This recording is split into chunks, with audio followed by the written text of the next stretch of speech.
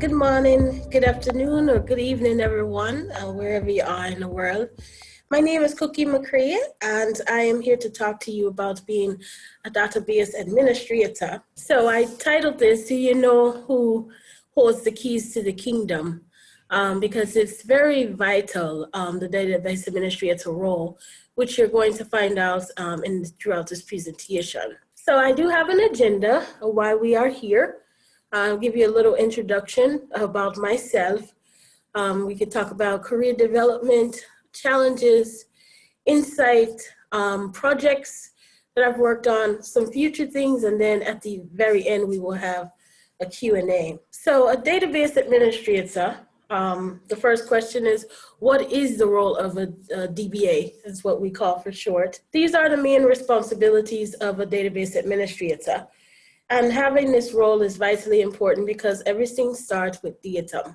What happens is the database administrator, and I do apologize, I'm dealing with a bit of a cold. So as I was saying, the database administrator works on relational database management systems.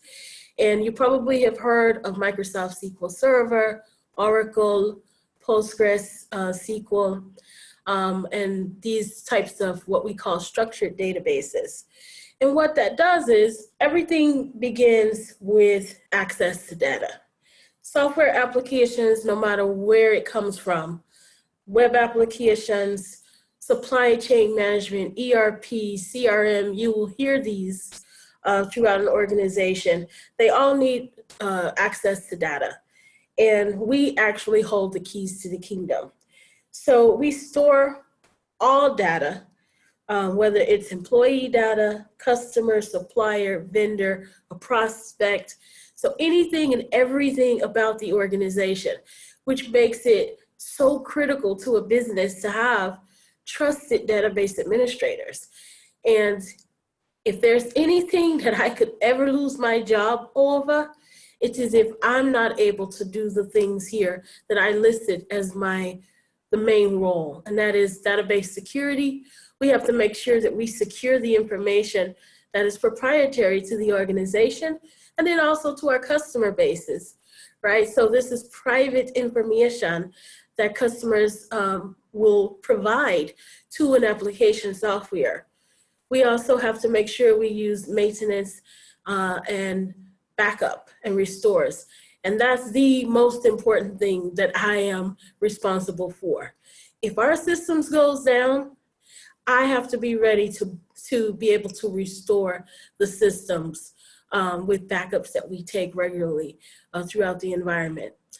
You can lose millions of dollars off of loss of data. So that's how important it is for the database administrator role. And of course, there is some database performance. You may not just be a database administrator, you may also be what we call a database developer.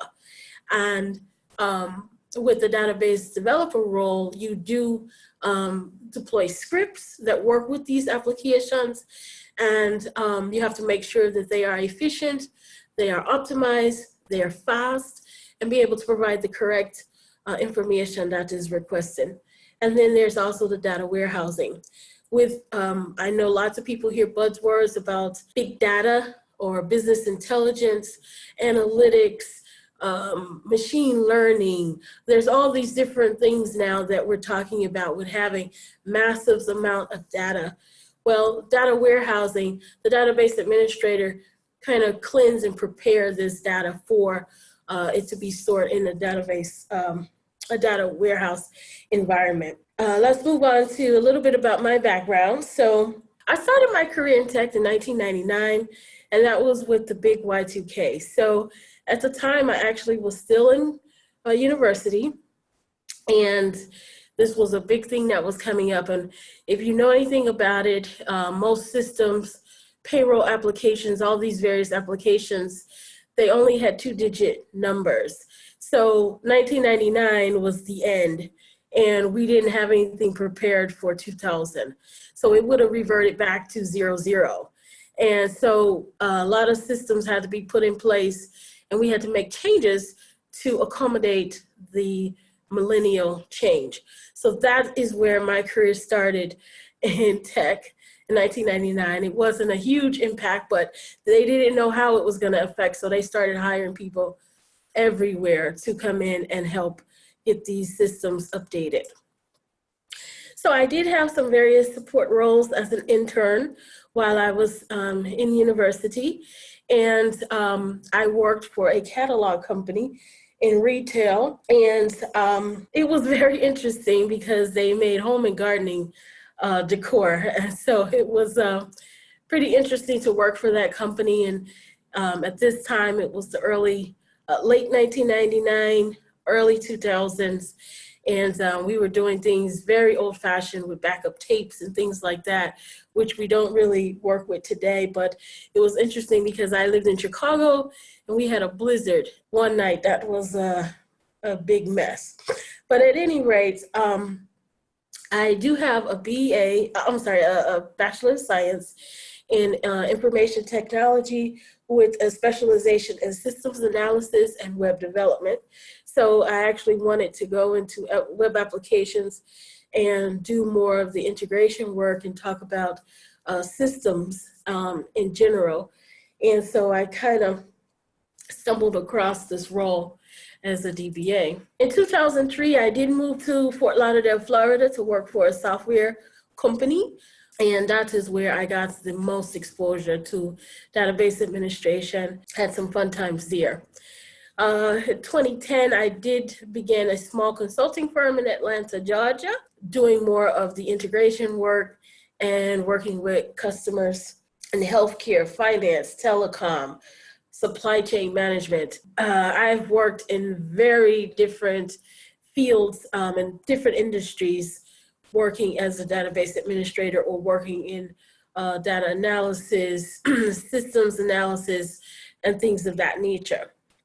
And in 2011, I went to work for my alma mater. So I went back to university environment. I enjoyed that very much, which is different. So, and then as where I am now in 2014, I moved to the Midwest, to mid-Missouri to work for an online retailer.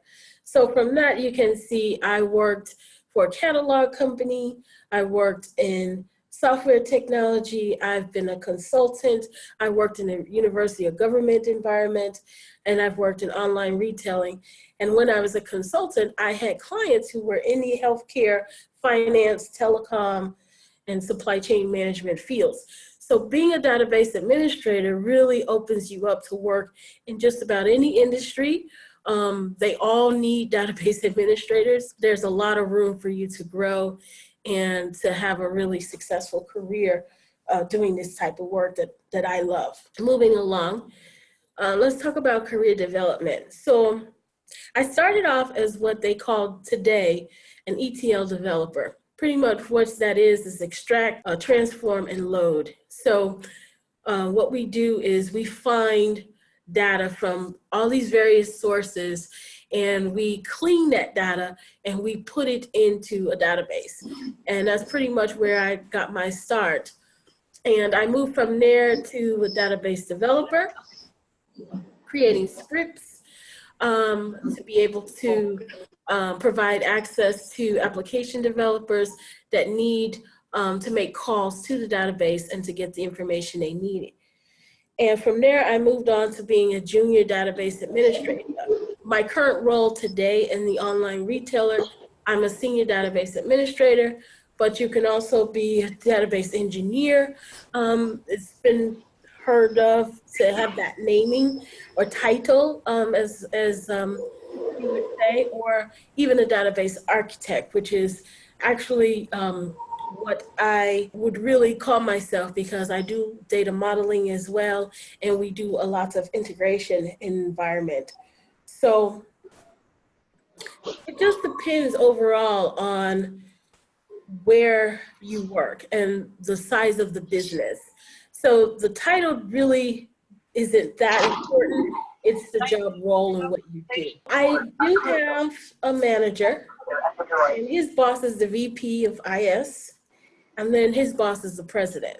So I work for a smaller company today, and I've worked for big enterprise companies as well, and where they have line of business owners and things like that, where there's lots of different paths. But in a smaller environment, you get to wear many hats. And you know, for some people, they really enjoy that. And I do, because I get to learn lots of other things as well. And, but you do face some challenges. And when you start off, you are green. And you learn what you know from university studies, but not really what happens in the wild. I remember, you know, starting off really not knowing anything. I have, out of 20 years of being in this business, I have met one person who actually went to school to be a database administrator and to take on database management, because they offered that as a degree at Purdue University. Most people you find will become what we call an accidental DBA. So you kind of get stumbled into this job by starting off as like a developer, and then they even tasked to, hey, you need to create this database and we need to store this here. So you find that throughout the tech world, that most people that you talk to come from that environment. What's important is that you look at, again, challenges. Being a junior DBA and having that status and trying to grow and move from that, especially when you're starting off. There's also challenges with working with senior team members. And there's something that is very important that we learn is called imposter syndrome. And they can be roadblocks, but you have to figure out how to overcome them. Having certain skills and understanding where things are coming from will help with dealing with these sort of challenges. Being a junior DBA, I would say the biggest thing is for you to try to find opportunities where you can ask to do more projects, do more work, to be more involved, because that will get you understanding the way the systems work, and you will be given more responsibilities. People skills are so important. And I remember having a manager once tell me that, you know, you're green. We know that you don't know a lot, but that's okay. We can teach you that. You'll learn those things. But working with others is just as important, and being able to communicate well with your peers. And when you work for an organization, there's all kind of what they call stakeholders that are involved. So there's business stakeholders, you have project managers, you have people who work on your team, and then you have developers. And you have to meet and talk with all these people and be able to work with them on a day-to-day basis. And this will really help you grow, is if you learn that people skills, understanding the business, knowing what direction the organization is trying to go with to accomplish the projects that you're being assigned, will definitely help you. One of the things about working with senior team members is having candid two-way communication. I can remember being a woman working in an environment where there is predominantly males, that sometimes you feel a little not only intimidated, but almost, you know, sometimes like you feel like they want you to be some kind of assistant. No, I, you know, am just as capable as you are. And I've had to have these candid conversations with some of my senior members on the team, the senior DBA on the team with me. I had an altercation with him, and I had to pull him to the side and let him know that, you know, you should be sharing this information with me. We should be working together. That's the only way I'm going to learn. I don't want to do your busy work. That's not my job. Having that conversation with him, things changed for me.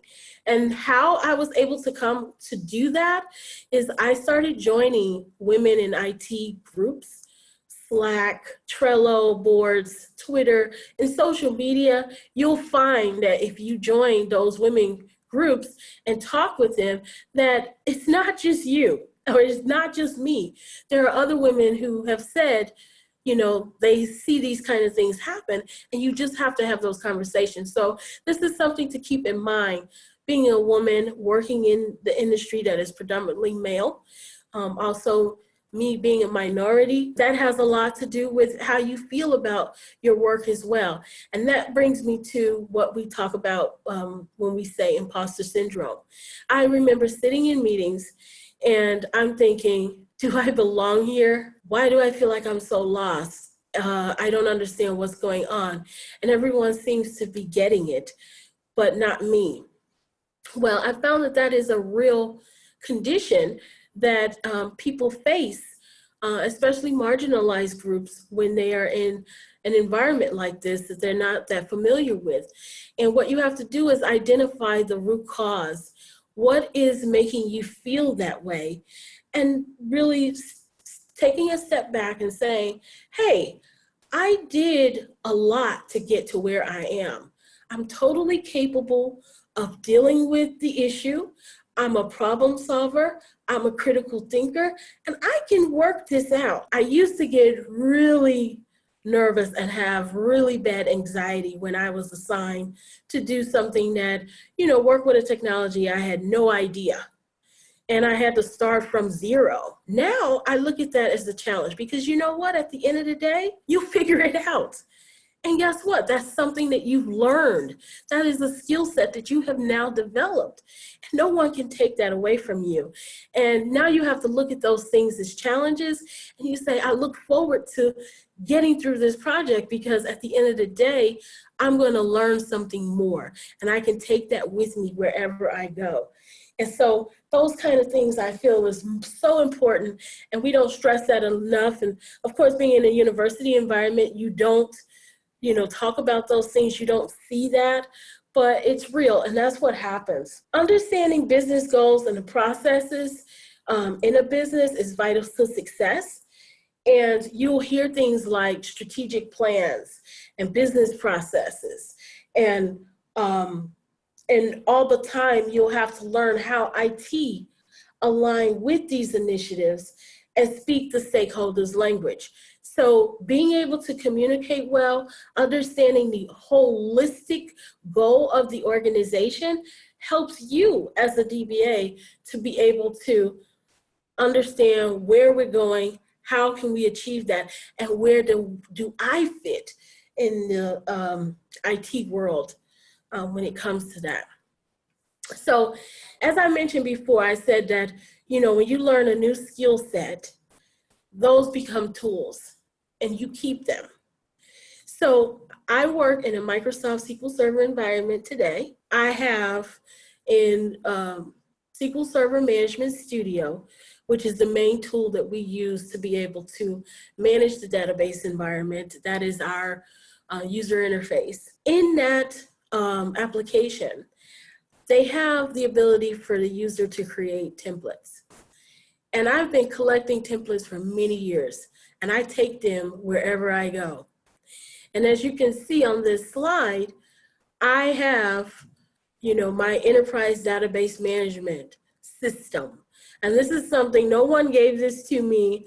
This is something that I did. So once I learned how to, write a script or learn the syntax to query the database in a certain way, well, you'll find that you're going to do things that's really repetitive. So you can make a template and keep that. And these also align with what I talked about in the very beginning, having those main roles as a DBA, what's critical to your job security. So database development, maintenance, performance, security, and then I put something here called support teams. So in my current environment, I support two teams, e-commerce and order taking. This is an online retailer. So I actually have the biggest database administrator role at the company because I'm working with two teams. And of those two teams, they make up of 6 groups. So sometimes it's like I'm working for 6 teams at the same time and everybody is asking things from me. Well, I have a template for them as well because they tend to ask the same kind of questions and want me to query back data for them to be able to get transactional data. I guess taking a step back, there's kind of two types of data. There's master data, which is your customers, products, suppliers, vendors. And then there's transactional data, orders, invoices, returns, things that has a transaction to them. And that is used further along to provide analysis for the company. So you'll find yourself having to provide this kind of data for the environment. And then there's also what it says HADR, that's high availability and disaster recovery. So I worked in Florida, South Florida, and we have lots of hurricanes there. And so we always had to have plans in place in case there was a hurricane, or even in the Midwest, tornado come and destroy the building, or we have a power outage, or whatever may happen, some kind of disaster. We have to have a plan in place to keep the business going. Like I said, this is an online retailer that I work for now, and they want to have their uptime as much as possible. So we have mechanisms in place, systems that is in the cloud, that we can continue business as usual. And so I have my scripts to handle those things. And then of course there's miscellaneous things that I have as well. It's very vital. If anything you take away from this presentation is that to look at, you create tools, things that you've learned, keep that. No one can take that away from you. And wherever you go, you'll have those things. And these are things that you've learned, lessons you've learned over the years. And as your time being a database administrator, it's pretty vital. Let's move on to project successes. Now, these are 3 projects that I've worked on last year in my organization. We worked on a sales tax, we worked on notification service and third-party integration. So what happened with the first one, sales tax, as an online retailer, a law changed. So I talked about business processes and strategic plans. Well, the company looks at, their outlook for this year, and then they look at the past 5 years, and then going forward 5 years, and things like that. So the business owners actually spend a lot of time doing that kind of stuff. What happens is sometimes regulatory compliance will fall in someplace. So what happened last year was the law changed, and it said, if you're an online retailer and you're doing business in our state, you need to pay taxes. Companies, it used to be if you were located in that particular state, you collected taxes for the state. We're in Missouri, we have collected sales tax for the state of Missouri. Well, we now have to also collect sales tax in all 50 states unless they're an exempt from collecting sales tax, which means we had to change our entire business architecture to be able to accommodate sales tax. So on the website, when a customer places an order, at the end, when they check out, it tells you this is how much tax you have to pay. And so being a database administrator, we had to look at where throughout the database we calculate this tax for customers, and to be able to provide reporting and things of that nature to have that information. So, as the business evolve or change, you also have to be accommodating to that as well. So that was a big project that we had last year in 2018. And the notification service project was about emailing customers. So, you place an order, you get an email, so thank you for your order. Here's a summary. You should expect to get this in 5 to 7 days or whatever, next day air. Well, that is what we call notification service, and we had to redesign. Well, as I was saying, notification service, that was a project that we had to refresh how we did that, and the systems that provided that kind of information to our customers on the back end. And then we had third-party integration. So third parties are other organizations that you use to provide some statistics or information. A customer can write a review on a product. and it'll have a star rating on it. You know, you notice when you buy something or before you buy something, you can go and look at the reviews and read what someone says about it. Well, those usually come from a third-party organization. And what we have to do is integrate that into our own database systems internally within the organization. And I worked on a big project doing that kind of work last year as well. But there's also, with every success, you know, before you have these successes, you will also find that you will get some failures. And it's okay, because a failure is just a way for you to learn. And for me, the biggest thing that I learned was communication. I worked on a project on purging purchase orders, because as a database administrator, you also do the maintenance on the database. You don't want to have too old information because you're constantly bringing in new data all the time. So you have to purge sometimes old data. We had a big issue with that because I didn't understand the fragility in our architecture system on the background. And so things were breaking and we had to spend hours to rectify that. But I learned, what I took away from that is to make sure you ask lots and lots of questions. And you know, sometimes we don't want to do that because we feel like, oh, maybe it may feel like I'm dumb or incompetent, or no, that's actually good. You need to understand exactly what this person is trying to accomplish and how you can get that done. So if you have to spend extra time to stop and say, hold on a second, let me understand this correctly. Is this what we're trying to do? It saves you so much time in the long run, because if you make assumptions, sometimes those assumptions can be bad. So that was something that I learned from that. And another failure was with our e-commerce database. It's paying close attention to detail. I dropped the production database, meaning I deleted it out of our environment because I wasn't paying attention to what I was doing, trying to multitask and not making sure that I am paying close attention to what's happening. And I'm not in a dev environment, I'm actually on the production environment. But like I said before, we have backups and we can restore them. So I was able to fix the problem, but I know that that was something that I had to be better at, paying attention to detail.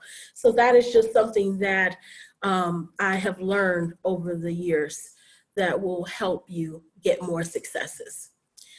So the last thing I wanted to talk about is the future of being a database administrator. There's something called information of things.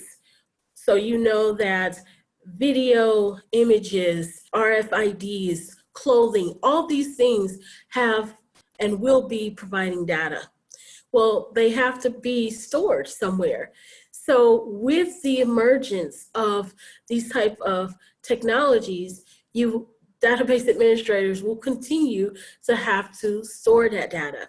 And what's typically known in a relational database management system, which I mentioned earlier, Microsoft SQL Server, Oracle, that's what we call structured data. So it's a table. That table has columns and rows, and it returns back data that is structured based on a primary key in the database. So that's what we call structured data. Then there's the web. As you know, I said I work for an online retailer. We have things coming from third-party companies that we have to integrate. You have customers providing information on the website, and we also have to display that to the customer. Enterprise systems, ERP, CRMs, these hold our master data for lines of business. And then of course, there's social media, mobile, gaming, and then lots of things now are in cloud storage. So even the database administrator, whereas a lot of the maintenance will be done in the cloud, you may have some on-premises structures still at the organization. You still need a database administrator to be able to administer how those things are done. What is the timeline? What is your upkeep and things of that nature. So there's lots of potential for the future as a database administrator. I love what I do. You know, it's exciting. I'm looking forward to what's going to happen in the future. And I hope more people are interested in this field. My name, again, is Cookie McCray. And let me go back to the first slide, because if you guys want to get in contact with me and is looking at doing this kind of work, feel free to reach me on my Twitter, and I'm very active there. Send me a message. Let me know what you're thinking. If I can help, I will do so. I know that it is and can be very challenging for women in this field. SQL Server has a strong user community. How do you think that has impacted your personal career development? Oh, wow, that is a great question. So I spend so much time, or I did, when I first started off, looking at blogs and the SQL Server community. And we have something called SQL Family. So if you look at my Twitter, I'm a part of #SQL Family. And what that is a community that we help one another. There are questions and there are things that you come across, and you can go out there and send a message, and somebody will respond back to you so quickly and say, oh, this happened to me the other day. This is what I did. Or let me go get, Bob Woodard to take a look at this. He's the principal owner of SQL Server. Or, it's just so helpful. And it has helped me so much. And like I said before, having this Slack channel, talking to women that are working on SQL Server, it helped me so much. Like I said, having that candid two-way communication with my senior team member and saying, hey, I'm a part of this community as well, or I'm a part of this team, and I want you to treat me that way. I actually got that from the women that are in the SQL Server community. I have seen that, yeah, well, it is. So SQL Family, you find a lot of times that a lot of the DBAs there encourage women to get jobs and to promote hiring women. I don't know if you're familiar with Brent Ozar, but we kind of know him. And Brent Ozar, he puts out a thing every year about DBAs and how much money they make. And he asks you to fill out how much money you make, what city you're from, or what part of the world are you from. And he does some aggregation. And he is trying to help us to be able to say, when you go in to negotiate for a job, we have found out that men make 15% more than we do and have had the same or even less amount of experience. Like I said, I have been in tech for 20 years now. And I know some people make more money than I do. And I think part of that has been in the past because I was a woman. So it's really, you have to pay attention to those things, but having the SQL Server community, it helps you even with dealing with things like that. So I think it's really cool to be a part of that. And I really appreciate you guys doing this, and it's been really exciting. And I can't wait for next week's presentations, because I'm interested in other people's roles and the things that they do in organizations. And I really love that you guys put this 28 Days of Technology Careers together. It was really a neat idea to do. And no, thank you for speaking up, because this is crazy. Y'all don't understand it. I was already telling Cookie earlier that this is not the easiest thing that we're doing, but it's worth it. And we can't wait to see the value added.